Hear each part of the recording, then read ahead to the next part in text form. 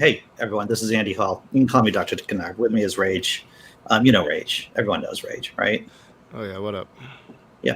So we were just talking about oftentimes when it comes to getting medication, that it's a choice of taking the medication and getting some relief from symptoms and going crazy at the same time. And I can think of at least 3 people off the top of my head, besides you, Rage, in my personal life that I've seen over the years go on medication that has helped, but has also driven them crazy at the same time. Yeah, like definitely the sedative hypnotics. I'm fairly certain was just driving me insane. I'd flip out on people for no reason, and then it was like I was basically drunk again, which is sedative hypnotics are essentially alcohol in a pill. So and then it was like I was basically drunk again, which is sedative hypnotic. Yeah, we hear the playback, John. Yeah, we hear the playback, brother. I just had to mute your mic because you're drunk again. Yeah, you have to do something. Put on headphones, maybe, John. I don't know. But keep going, Rage. Yeah, that was pretty much it. So I've quit the sedative hypnotics, and they still got me on a ton of medications that they still hit me late at night, but I'm able to maintain calm a lot better. Maintain calm. That's good. So, John, I think if you keep your mic muted until you speak, that might work. So, here we go. You can unmute your guest because they chose to mute themselves. Okay, very good. I had the program on too, so I'm like getting reverbing, man. It was like crazy. Yeah. I do it all the time. I caught your show last night, Rage. It wasn't as chaotic as the 2 prior. Yeah, well, it got chaotic at the end when I got porn bombed. So you got porn bombed, huh? Yeah, at the end I had to unlist the stream, and I'm gonna have to go through and block it out. An incel got mad that he was called an incel, so he came in under a different name and showed a penis. You know? Well, that's a very incel thing to do. Yeah. So it was it was a lot more calm and about, like, we were talking great issues, and they kind of ruined it. And the stream the night before was kind of funny because John Maddox came in, but as soon as he saw it wasn't going to be a dumpster fire, we were talking atheist crap, he took off. Well, yeah. Yeah, I had an exciting day yesterday. I had a snake come into my barn dominium. The grandson come out. He's like, I saw a bad snake. And went in there and went underneath the staircase going upstairs. And we had boxes underneath there. Nick pulled them out and slithered underneath the bottom stair tread. So I had to pop off that stair tread, and it struck at me. It turned out to be a cottonmouth. Oh, cottonmouths! Those will kill you. Yes, they will kill you. Mm-hmm. Ended up having to take it out. Tried to shoo it out, but ended up having to take it out. It wasn't. I'm not afraid of much, but damn, when you got a snake like that striking at you. You know, and I called the animal control services. They're like, we do cats and dogs, you know. And I'm like, yeah. What Really? the? Lappy. One of your friends. I'm not going to blame Rage. I was gonna. I'm not. That could be the same, but I mean, I don't know how that incel from last night knows that I would be on this channel, but that seems to be an issue that people are doing with discussion channels. Is they're coming on trying to ruin streams, and it's disgusting, and it shows just how weak-minded these individuals are. Sound like right-wing Christians. Yeah, so I'll have to be a little bit more conservative with my choice of people coming on the stream if I don't know them already. then Absolutely. Yeah, and that's gonna, I'm gonna have to go back to the old rule that I had, that if you want to come on a stream, show me your face. I want to Yeah. see your face. Which it appears that person did show us his face, which he's an idiot. you know, but so yeah, I mean, even then, if they show you their face, they still might be doing it as well. So it's Yeah. it's something, it's unfortunate that people are doing things like this, and I don't know if there's like a way to ban virtual tools or something, but we should be given that option. Yeah. Yeah. That's bullshit. So you had a snake problem, Dave. Apparently, Dave, were you working like 100 degrees temperature? More I than did 100? not work yesterday. No. No. I worked 4 days in the heat, and I think the hottest it got for me was 102. But I am a very fair-skinned person, and already my nose and the back of my arms were going pink. Oh yeah. So I knew if I went out in that weather and I got a job out in the direct sunlight, that I would just burst into flames like a vampire. So it was not going to be a good day. So Yeah. after working 4 days in a row and knowing I have this training starting on Wednesday, I decided to take a little time off and catch up on a little housework and yard work and stuff, and wrangle some bunnies in my backyard, the invasive pests you were referring to. Right. Yeah, I definitely don't miss the snakes. Like down in North Carolina, we had cottonmouths, we had some rattlesnake. Up here, there's snakes, but none that you really have to worry about killing you. Oh yeah. Yeah. Same up here in Massachusetts. There are like garden snakes, but not the oh my god, I'm gonna die. I have a funny story about a buddy of mine, and when I say a funny story, it's a horrible story. So he was living out in New Mexico, and he was just like walking around, and he was a kid. He was like 10, and he saw these. I don't know if I've told this story before, but there were these curled up rattlesnakes. And so being, he's like, oh, I'm far enough away. I can just throw rocks at these snakes. Is this guy from Florida? What I'm finding about rattlesnakes are, in the past, they've always told me, I'm here, and rattled off. I'm running into them now that they're not rattling. Oh, wow.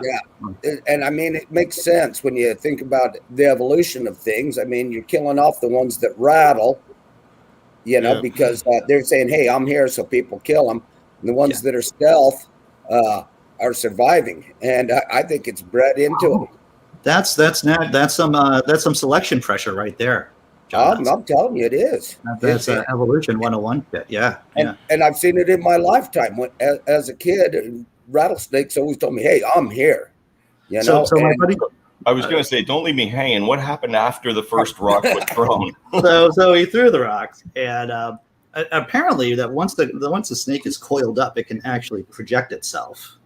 And my friend found out that just because he thought he was far enough away, it turns out he was not far enough away. He got bit.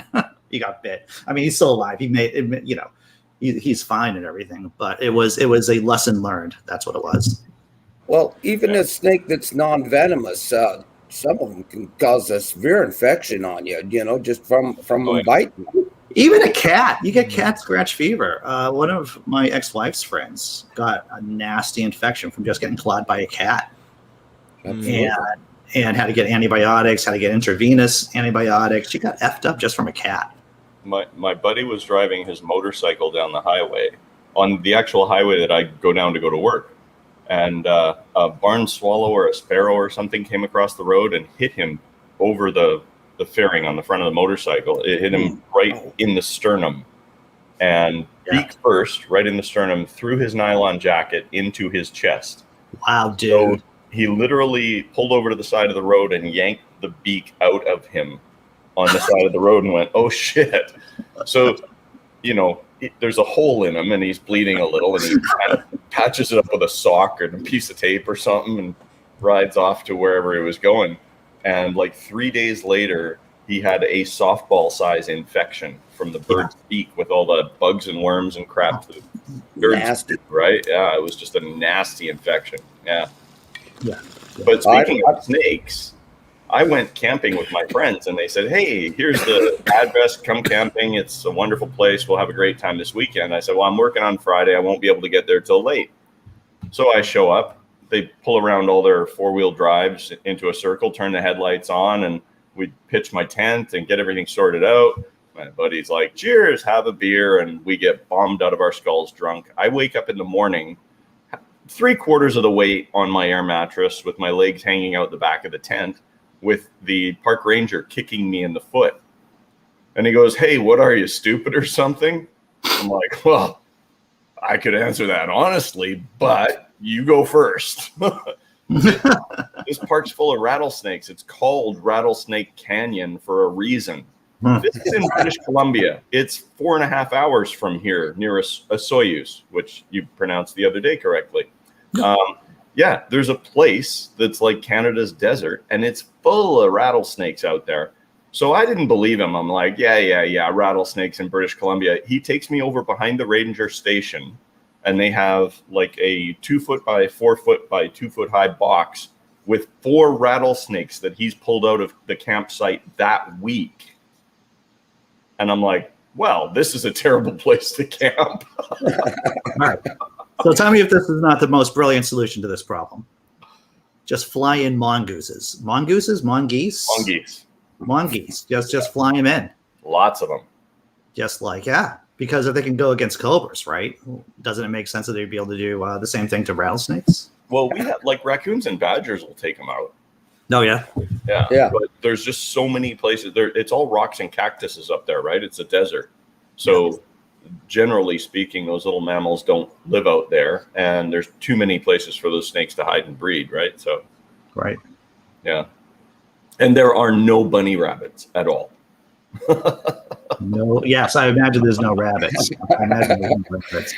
Yeah, maybe you should get one for your backyard there, Dave. Keep them off the strawberries. Oh, I've got a whole family of them out there. At least 3 that I can see, and maybe some baby bunnies around somewhere. Yeah.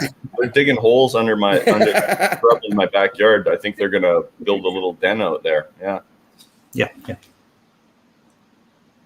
So I feel good about getting rid of. I think I'm gonna just go and get rid of all the ads from all my old videos and just go to a completely viewer supported the PBS model. I think the that's PBS model. I like it. I like the PBS model too because I hate ads, and I feel dirty. I feel dirty that I'm supporting advertisers, to tell you the truth. You don't make shit off the ads unless you're a huge channel anyway. Yeah. So just going to be viewer supported and screw the ads. It's not worth it.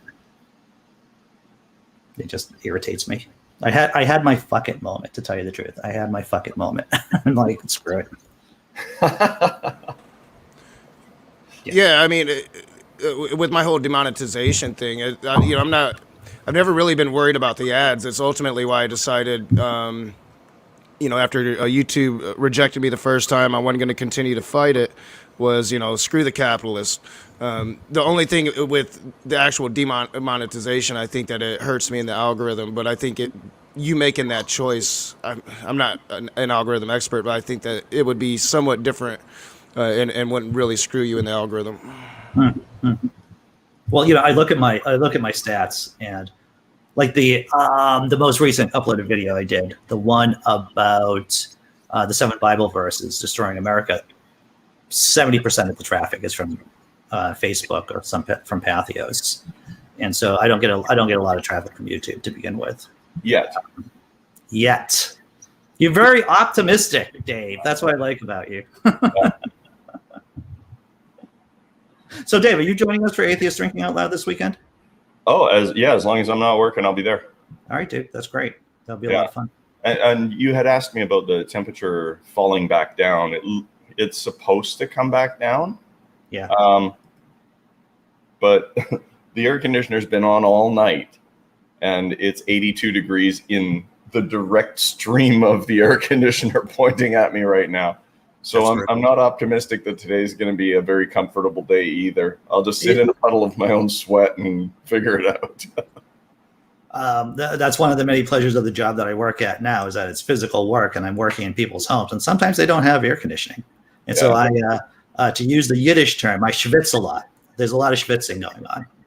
Yeah. So I think I'm going to be losing a lot of water weight, at least that way. Maybe getting my first heart attack. I don't know. But one way or the other, that's... Well, that by the time you detect your first heart attack, most men in their 50s have already had 2 before that they go unreported. You know, Dave, the thing is, a lot of people don't think I pay attention to what they say, but I know you've told me that before, and that has logged right through into my hippocampus and into my gray matter, my whatever this is. Yes, yeah. I remember that completely. You might have to divert some of that cancer money over to heart attack money.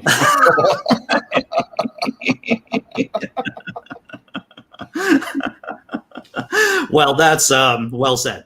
Well said. Yeah. Hey, move to Canada. You're far less likely to have a heart attack in Canada. Well, yes. Did you know that in Canada we have maximum soft drink size at fast food restaurants? I had no idea. Are you talking like the huge super gulps? You know, you can get the like a big gulp, a super big gulp, a enormous big gulp, and a planetary gravity big gulp, or whatever they are, the one that you put on top of your car with the the gravity well. Big gulp, yes. Yeah, we only have big gulps and super big gulps here. Right.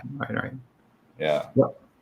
What do they call it? What do they call the very edge of a black hole? It's not an acceleration disk. It's the event horizon. It's your big gulp has an event horizon. Once you enter it, your pancreas will never return. Well, when you see someone with one of those really, really big ones and they've got a shopping cart, they're taking it out to their car and they accidentally drop their child and it falls into orbit around it. Yeah, that's wrong.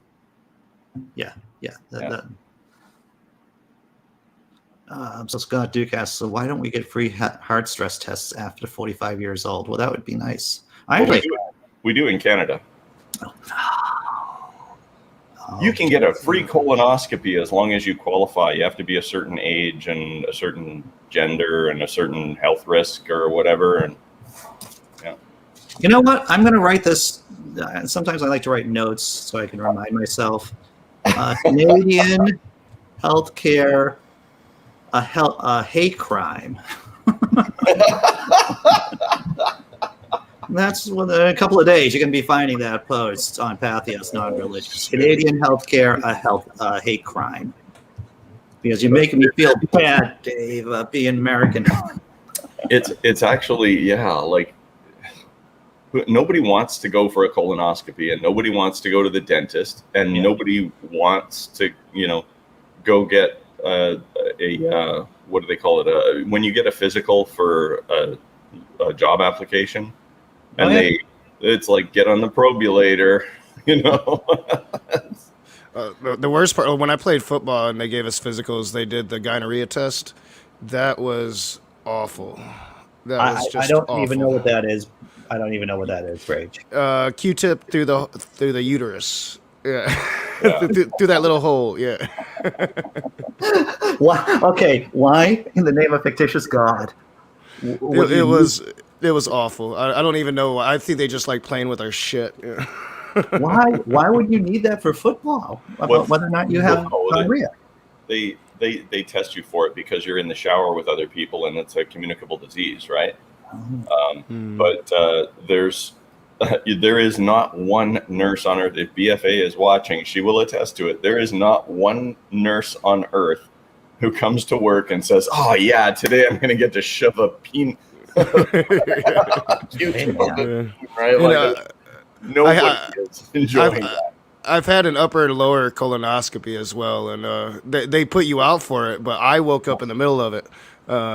So I didn't really feel anything. I was numb, but I saw the pictures on the monitor before I went back to sleep. It was awful.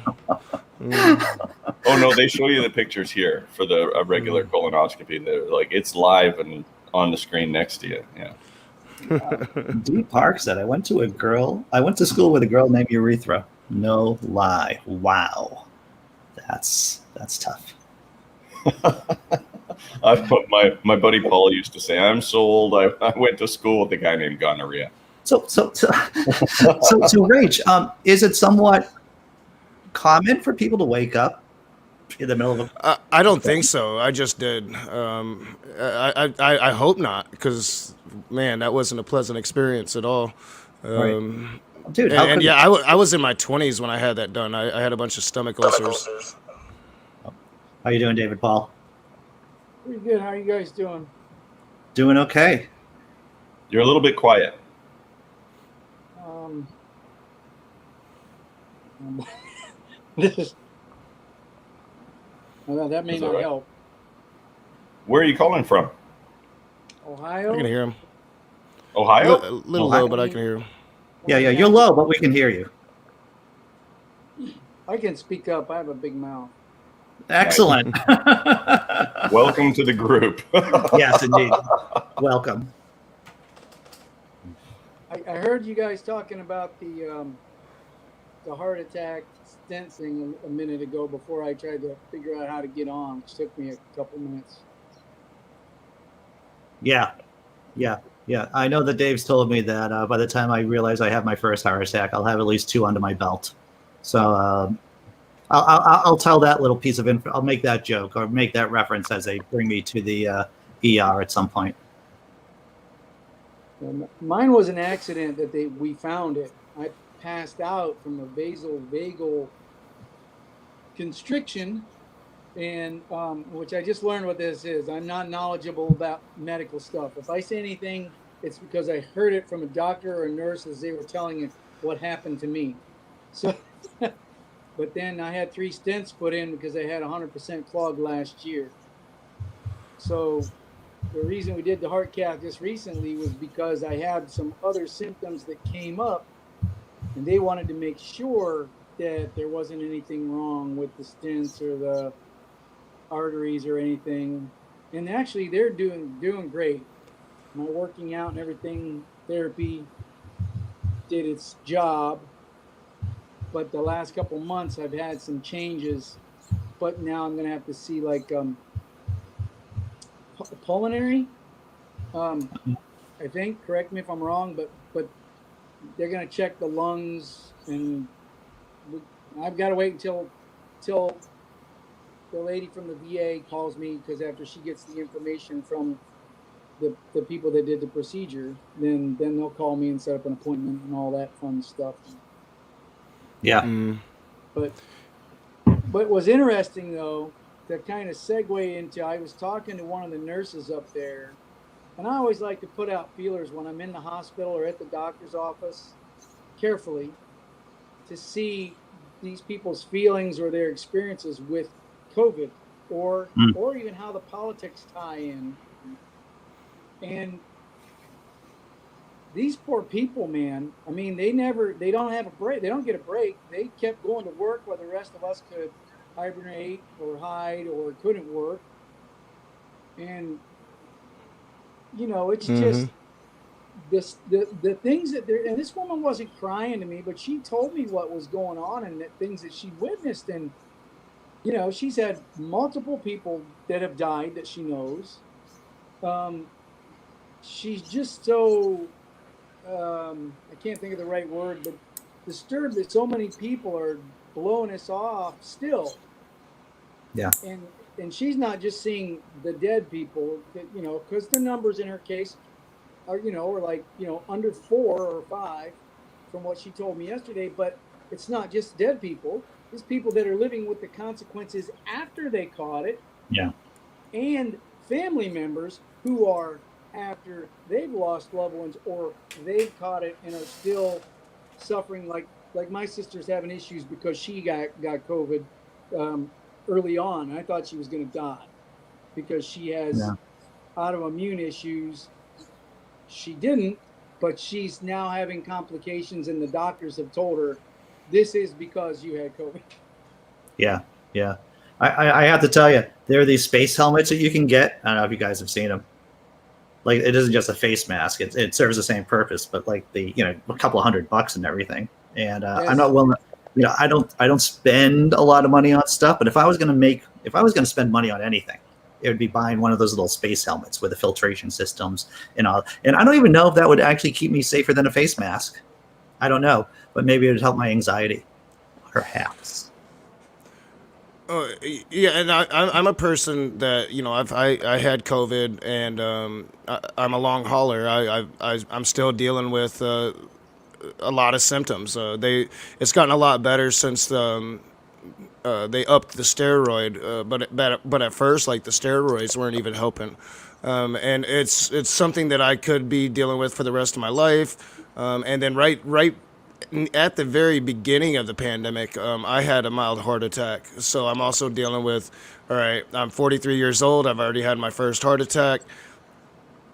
It's time to get healthy. It's time to really do the things that I should have been doing probably the last 20 years of my life. Yeah. Yeah. Yeah. Um, I just thought of this actually because I know one of the effects of COVID, and one of the potential effects of long-term effects is having tinnitus. And I always thought, well, I already have tinnitus, so that won't affect me. And then I just came to this realization. And people are going to say, Andy Hall, you're so stupid. You hadn't thought of this before. But I'm like, well, what if my tinnitus gets cranked up? What if it just gets louder? It's hard to. It would be hard to imagine how it would get louder, but it could get like really loud, and that's something I'm going to have to deny. Yeah, and that's repress. not good. Yeah, I'm going to deny and repress that stuff. I have a question for you. I'm sorry. Oh, go ahead. Yeah, Andy, mine has kind of faded out, but years ago, it was driving me crazy. I was running all over my house trying to find this noise. I'm not kidding. And it was driving me nuts. And it was around the fall, and I live in a rural area. So the farmers have grain dryers running. Mhm. And at first I thought, well, maybe the noise from the grain dryer is traveling a quarter of a mile under the ground and vibrating up through the walls of the house. But the sound never changed, man. No matter where I went, in the middle of the night, I'm running all over the house trying to find this noise. I mean, as soon as you get active, it kind of fades out a Yes. little, but it never went away. Yeah. I thought I was going insane for a while. Well, I think my eye is twitching a little bit just thinking about it, but I'm going to maintain. But yeah, I understand, David. Yeah, luckily, I've had this as long as I can remember. And since, this is public knowledge, I have a minor disability, which I've had a struggle with, especially when I was younger. So I just assumed that the ringing in my ear, that I did have to ask people whether or not they hear the same thing as I did, but they didn't. And so I was like, okay, this is just me. So how am I going to deal with it? But like I said, as long as I can remember, I've had that thing going in my head. Wow. I can't imagine what it's like just suddenly coming down with it. Like suddenly, was it like an infection or? No. I mean, I was a lineman, so I worked around a lot of loud equipment. The diesel trucks. Yeah. You were outside by the trucks. You were running chainsaws, loud power equipment. And I shoot guns. I usually wear my ear protection, but I can't say I always did. Sure. Like the rest of us, I've not always followed safety guidelines, and in the Oh, yeah. Marines, they didn't always apply. They didn't always give us the hearing protection when we went to different places and trained, and they would just give us the ammo and set us up, and we would shoot. So we didn't have hearing protection, and I know from multiple hearing tests that definitely affected my hearing. And then, but it has gotten better. I still have it some, but it's gotten better as I've gotten away from that loud equipment. Oh, that's good. That's good. Yeah. For me, I try not to be in, I try to have something running in the background, rather, whether, when I go for a walk, I listen to a podcast, because when there's quiet, it becomes more noticeable, the sound.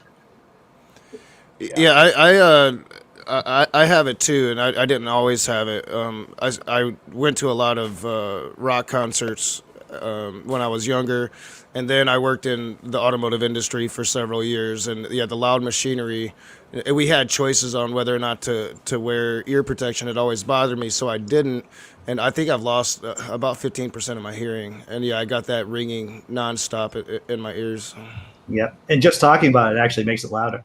That's the funny thing. Because you notice it, right? Your mind rests on it. And so one of the tricks I use is just trying to keep my mind occupied. And it seems to be, now that I've reconnected with my birth family, we all have ear problems. And so I think that perhaps there's some kind of pressure going on. I don't know. I still haven't talked to my doctor about it yet, but I think it has something to do with my ear problems, my ear issues. And if you can imagine what it's like for somebody who was born deaf and then went through that surgery to bring them hearing, and all of a sudden they're hearing things inside their head as an adult for the first time in their life, how absolutely like it changes everything about their life. Oh yeah, Okay? yeah. It does. You know, these what is it? The cochlear implants. Something like that. Yeah. Yeah. As I recall, as I was reading about cochlear implants, is that at first the brain takes a while to figure out what the new data is, right? Yeah. So it sounds like it's undifferentiated kind of sounds, and then eventually They say it's buzzing. It's a lot of buzzing in the beginning, right? But Yeah. it's just unfiltered noise, right? So right. And then the brain has to figure out how to analyze the data. Yeah.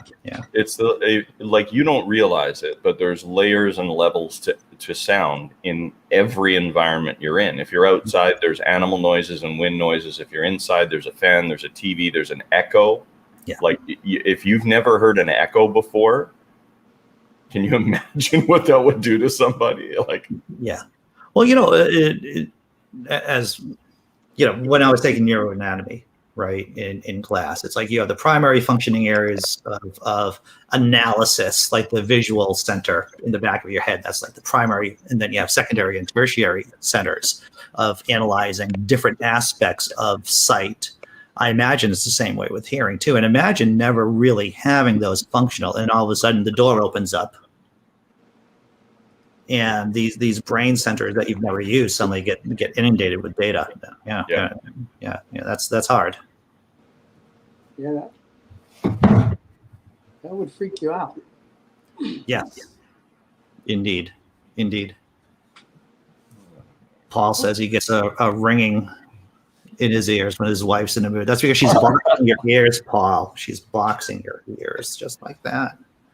I'm getting that right now because I'm not a person that sits still, and since I just did the procedure yesterday, I'm not allowed to do much physical at all right now, and I understand why, and because I don't want to bleed out. No, you don't. You don't want to bleed out. So I can't do a bunch of walking up and down the steps. I live in a two-story house, and I understand this is the third time I've been through this, so. But you do stuff out of habit. I mean, you have to, like yesterday when we're getting ready to cool the house down, I open the one door and I slide the one dog cage over and put the fan on it to bring, well, both of those things weigh more than 10 pounds, but and I did it. And of course, so I kept my mouth shut. I'm thinking, oh shit, don't tell her you did that. Well, of course, she comes downstairs and she goes, well, who moved the fan? I said Lizzie did it, the dog. Right. But so I mean, she's just looking out for me. I'm not, I mean, and that's awesome. It's just you're so used to doing. Yeah. We are creatures of habit for sure. Yeah. Oh yeah. We're also, I mean, it's remarkable how resilient the human body is, and also at the same time how incredibly fragile it is. I think in our environment. Yeah. I think at this age, you have two categories of stories, right, about health. It's the I can't believe that dude survived that thing. And then you have the how did they die from that? How is that possible? I'm hoping to hear both those stories at my memorial someday. I don't know how he made it to that age, but holy shit, when he went, he went.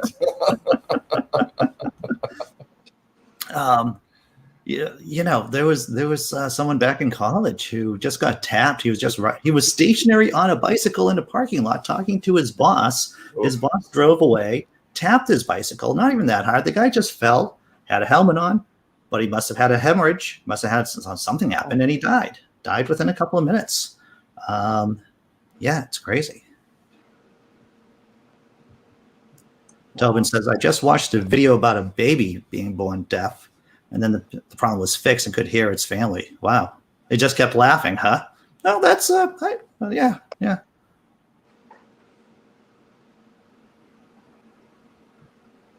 I got to check and see if the dog's scratching at this door. All right. I'll be right. Sure, David.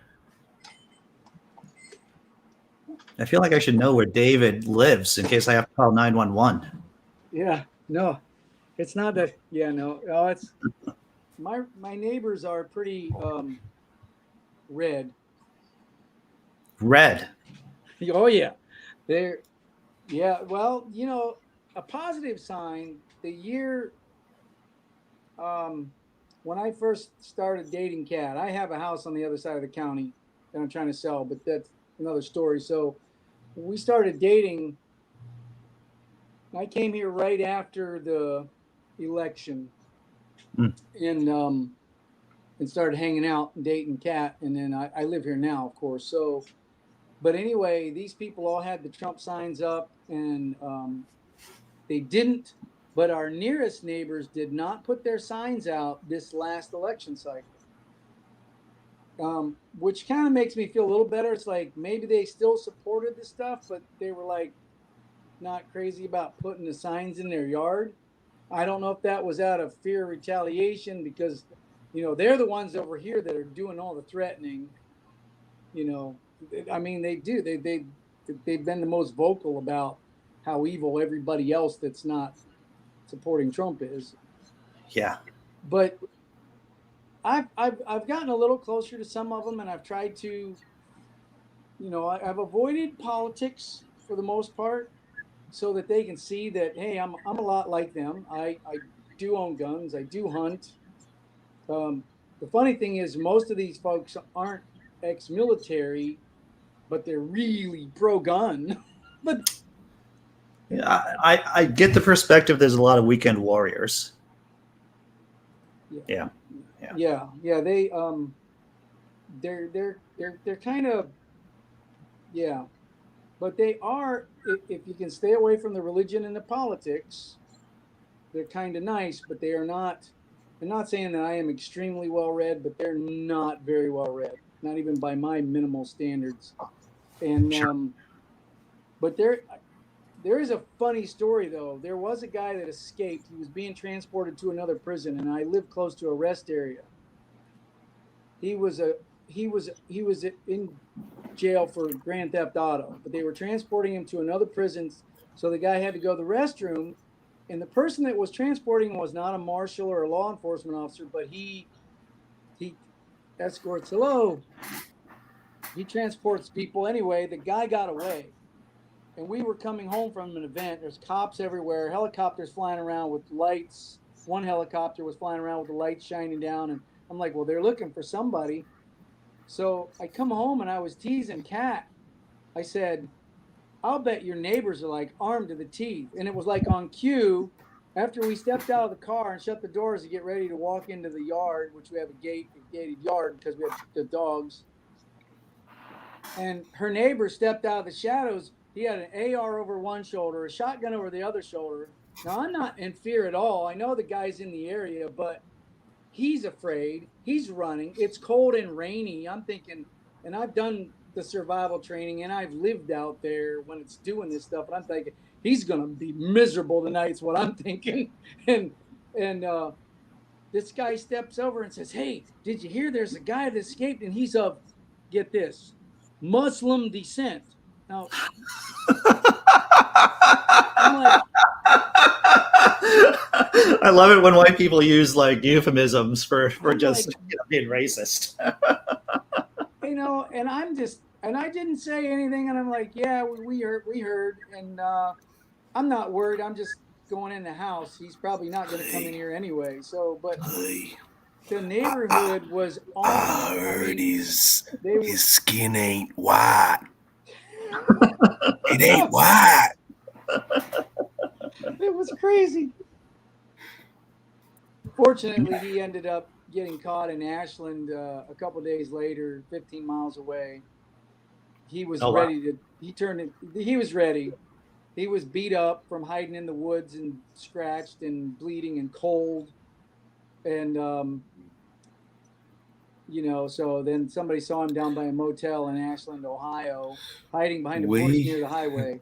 So, and he wasn't a threat to anybody. He was just trying to get away. And I'm not saying he couldn't, but most people are a danger to themselves more than anyone else.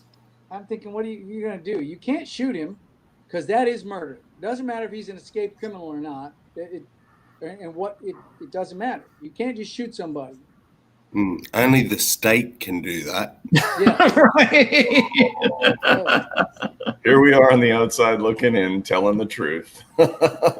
Sammy Jenkins, expert in U.S. constitutional law. Only the state can shoot unarmed citizens. The scary thing about that, though, is, these people are armed to the teeth. And if you listen to the Hannitys or the talk radios of the world, they're being told that liberals are the enemy, and they're afraid. They're afraid of us. So I would kind of guard your politics if you tend to side liberals and you're surrounded by a bunch of Trumpers. I know, like, the federal government right now is terrified of what's going to happen in August because all these Trumpers think Trump is going to get reinstated, and they didn't think they went far enough on January 6th. So, like, it's high alert time in America right now. Yeah. Absolutely. Do you mean them libtards? Is that who you mean, Rage? They don't like us libtards, They those libtards, they support the not whites. That's right, they're not whites. Yeah. I mean, if you listen to Hannity right now, what he's doing is just, it should be illegal, right? Like, it should be fucking illegal. Well, it should be classified as hate speech, right? Like, he's really just, in the cesspool. Yeah, it's not freedom of speech now. They're letting these people tell people to do things under the guise of it's my opinion, but they're telling people to take actions that are violent and harmful to their fellow citizens. People that are armed to the teeth. Yeah. I mean, but when Hannity says something like in this prison escape thing, right? Like, oh, there's an escaped Muslim prisoner in the neighborhood. Now, I'm not telling anyone to go out there with their AR-15 and look for him, but I know what I would do. Why is that not hate speech? Yeah. Right? Like, that's like the I didn't tell anyone to put bleach in their arm. I just said maybe we could look at putting bleach in our veins. Yeah. Exactly. Completely different. And the idiocy is, right? So even say the Democrats did cheat and the Republicans, they found all these votes and Donald Trump technically won by the Electoral College, it wouldn't matter because the moment Joe Biden was sworn in as president, he's president. And that's something that we realized back with the whole Russia thing is, we could find out that Donald Trump cheated with Russia, but we're not going to get his ass out until the next election. Yeah. No. Yeah. Yeah. We strapped in for the next 4 years and just thought, fuck, hold on. Well, it has to end sometime. For me, I have my window. I have a window about whether or not I'm going to flee the country. My kid gets out of high school at a certain time, and that gives me more than enough opportunity to flee if I need to, if I feel like things are really going to go sideways. Window. I was thinking threshold, and I was thinking 4 years of Trump. Okay, if he gets that second round, I'm gone.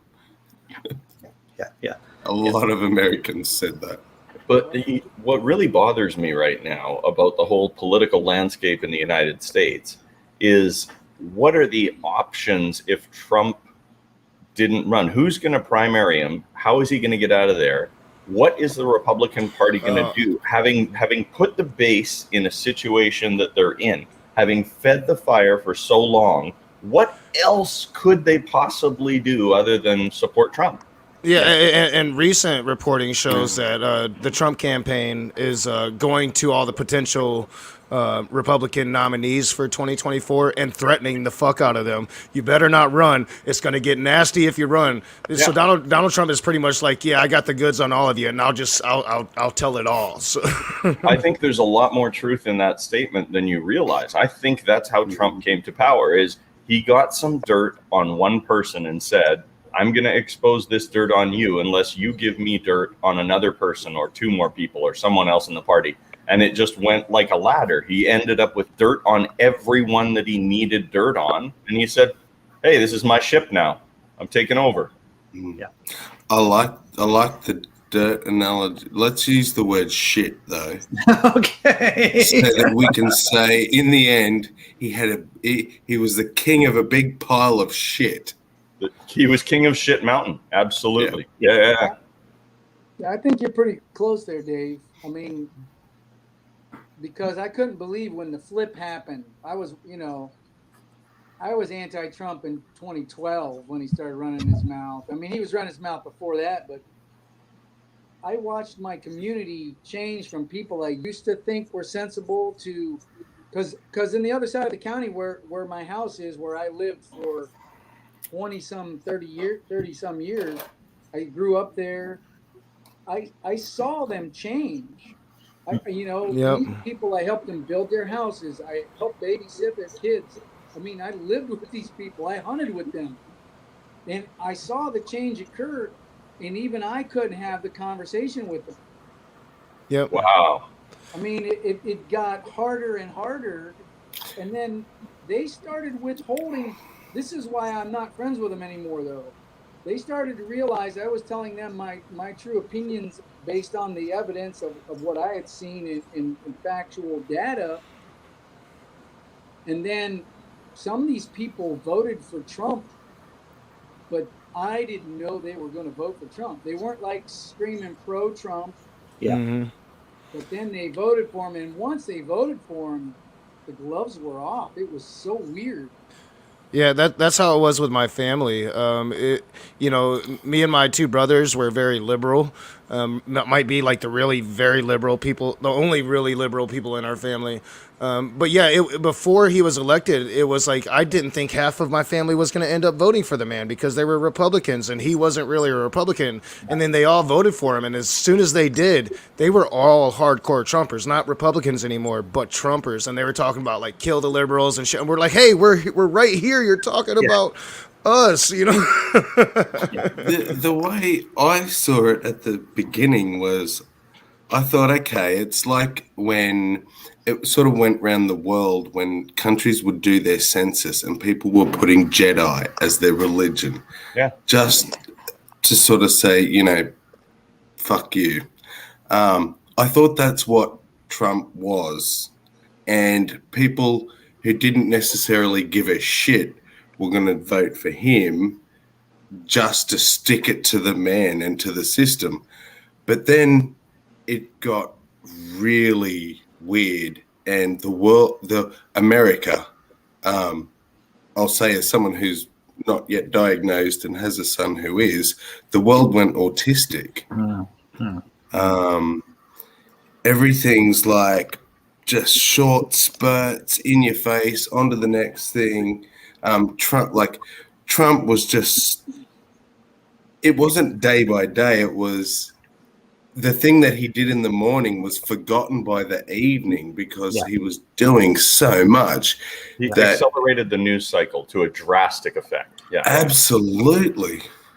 And it just, took us to this weird, Biden's come in now and it feels like we're a bit lost and floaty. Maybe that's just me.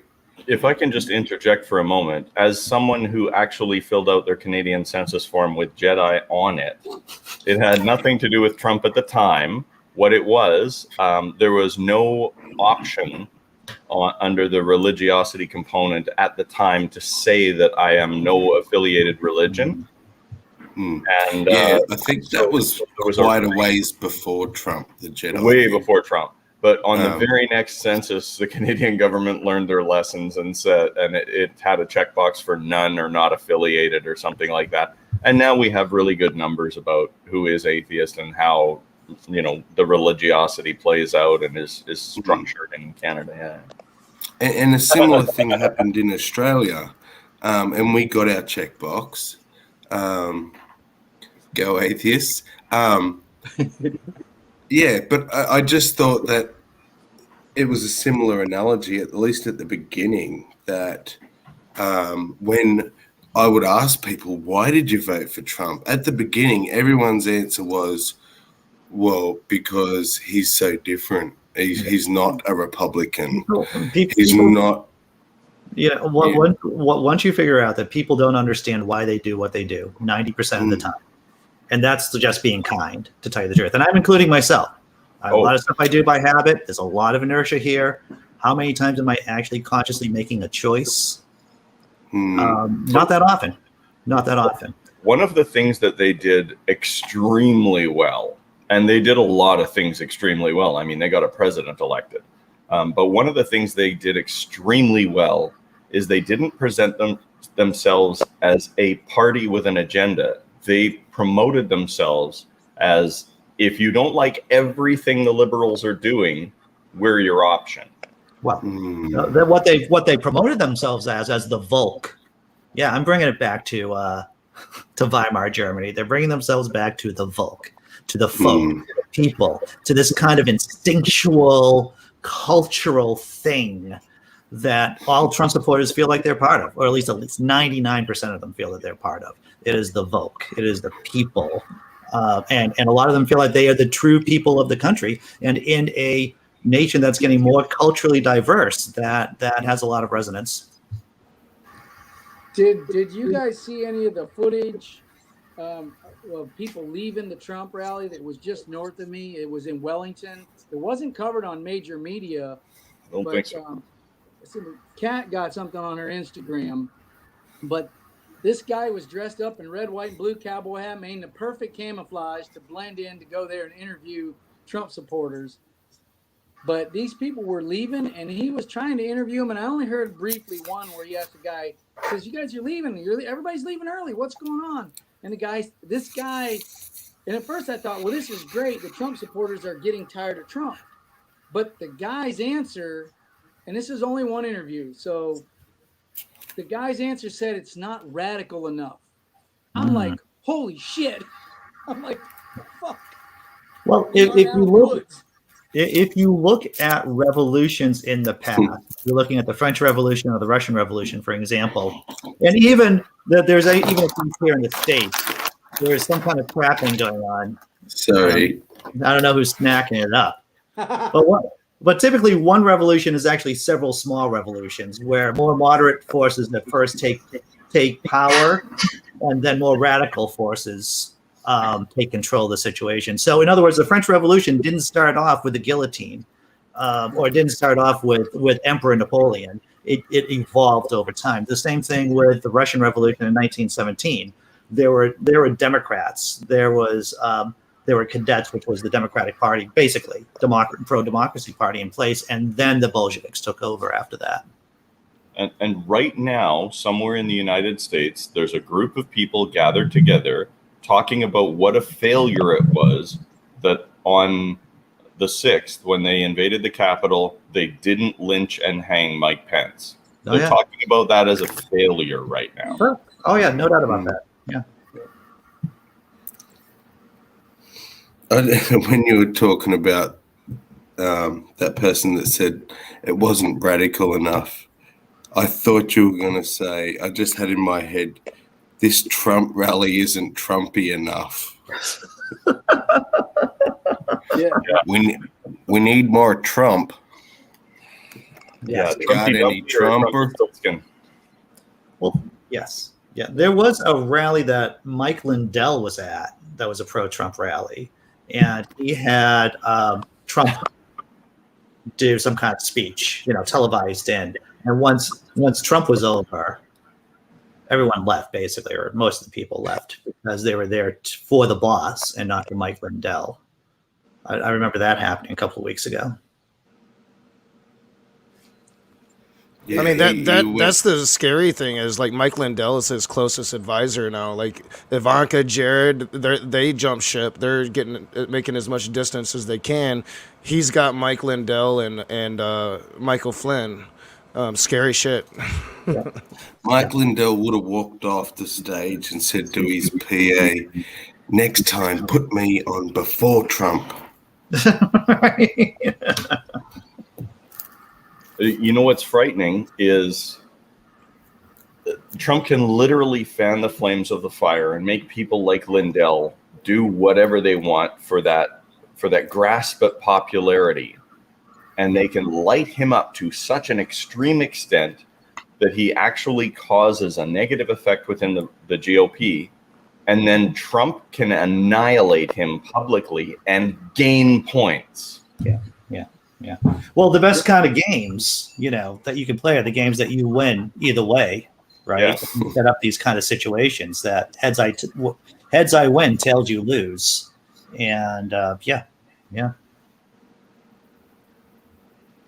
But if Trump does, I mean, even I would say, because I predicted, if anyone has been following me since I was doing the Naked Diner podcast back in 2016, I was on the show telling people or talking about how Trump's going to win the election. And I was told I was full of shit for months and months and months.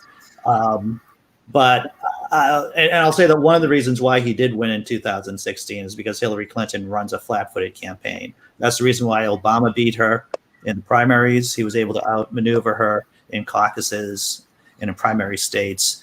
And I didn't think she had the tactical ability to be a Republican. She was a robot, and the Republicans had spent 20 years demonizing her as the enemy. It was a terrible decision to make her the nominee. Well, but do you not agree that if someone like AOC runs, and she runs on a radical liberal platform that gets out there and is in your face, dominating the media stream every 15 minutes for the entire campaign, that she is going to be seen as too crazy to vote for or too radical to vote for by the liberal base? I got one question, Dave. How much tit is she going to show? Because that could be a lot. That could be the variable for a lot of dudes. I do think, like, personally, AOC would be the wrong person because, like Hillary, since AOC gained power, they've been demonizing her. I think Nina Turner, though, running the same platform would be a different story. I don't think she has enough oomph behind her, but I hope. I mean, fingers crossed. Who knows what the next election cycle neither did Bernie. It's about the message and the platform, and getting people behind the messaging. And in my opinion, not succumbing to the Republican hype that you're a socialist, because they're not, and they need to really push back against that narrative. But if you followed, if we could roll Bernie's life back halfway and give him another that many number of years, 35 more years in politics, how long do you think it would take for him to get elected? Because I don't see how he couldn't get elected in 8 years, 12 years. He's before his time. Yeah. And maybe there's something I've said that before, and people have said, hey, you make your own time. Your time is now, and it is what you make of it.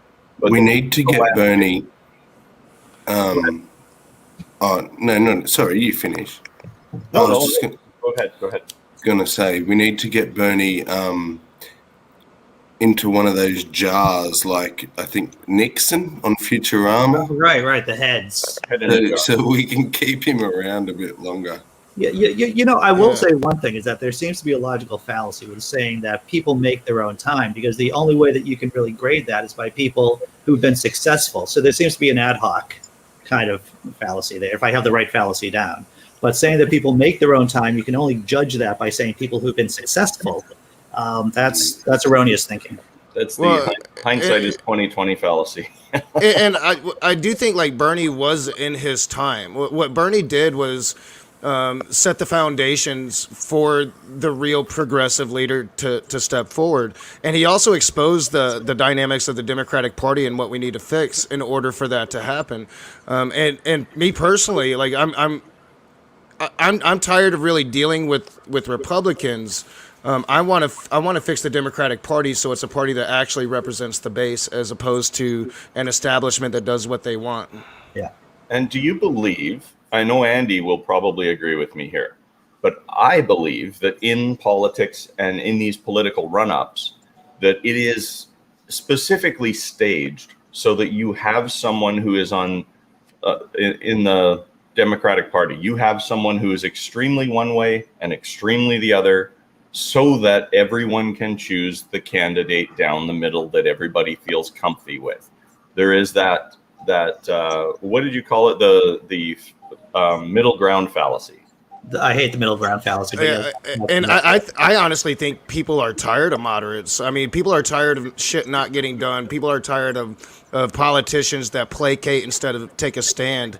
And I think that's why we got Trump. Like everybody voted for Trump, like we were talking about earlier, because they were just tired of the status quo. And I think that goes both sides of the aisle. Hey, remember gerrymandering? Remember term limits? Remember all this stuff that was huge in the run up to the election and huge in the months after it, and not one damn thing has changed in U.S. politics. Yep, and that's the argument against the Democratic Party, is that they talk a big game but they never really legislate. Well, and all the GOP has done is filled the courts with pro GOP judges. Yeah. And all the Democrats have done is watch. Yep. Well, there hasn't been a lot of conversation about Puerto Rico or DC becoming states. And once again, they shut down the filibuster conversation. I mean, it's just, you talk a big game, but status quo once you get power. I don't think Puerto Rico, I don't think anyone else who's definitely leaning, Democrat-leaning voters, I don't think they're going to be part of the Electoral College for the next at least 12 years. Yeah. It's unfortunate.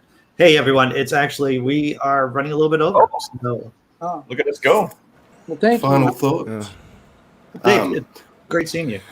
Yeah, Dave, it was great listening very carefully to hear exactly what you were saying on your soft mic. Nice to meet you. Yeah, it's a pleasure. Everybody else, it's great seeing you again. Andy, thanks for doing a show and a thing, and doing a show over again when you finger fumbled it earlier. I was just doing too many things at the same time. What are you cooking for the rest of the day? Well, actually, I'm only one of. Okay, so I am working for part of the day. I am exploring other work options too. So there might be more. Andy may not be as poor as he is now within a few weeks. So that would be nice. And, just I am writing bits. I'm writing bits about eyeglasses. I'm writing bits about God. I'm just doing a lot of comedy writing right now. And once again, playing around with editing, getting my Amazon list set up. I'm just doing no rest for the wicked. No rest for the wicked. Right. Speaking of wicked, did you know, just a little parting thought, which is your biggest Disneyland in America? So you have Florida. several, don't you? Florida. It's Disney World in Florida. Disney World. There are 17 countries in this world smaller than Disney World. Oh, I could easily believe that. Yeah, Disney World is huge. It's 17 countries. Think about that. Yeah. All right. On that note, take care, everyone. Take care. Thanks. Hooroo. It's a live.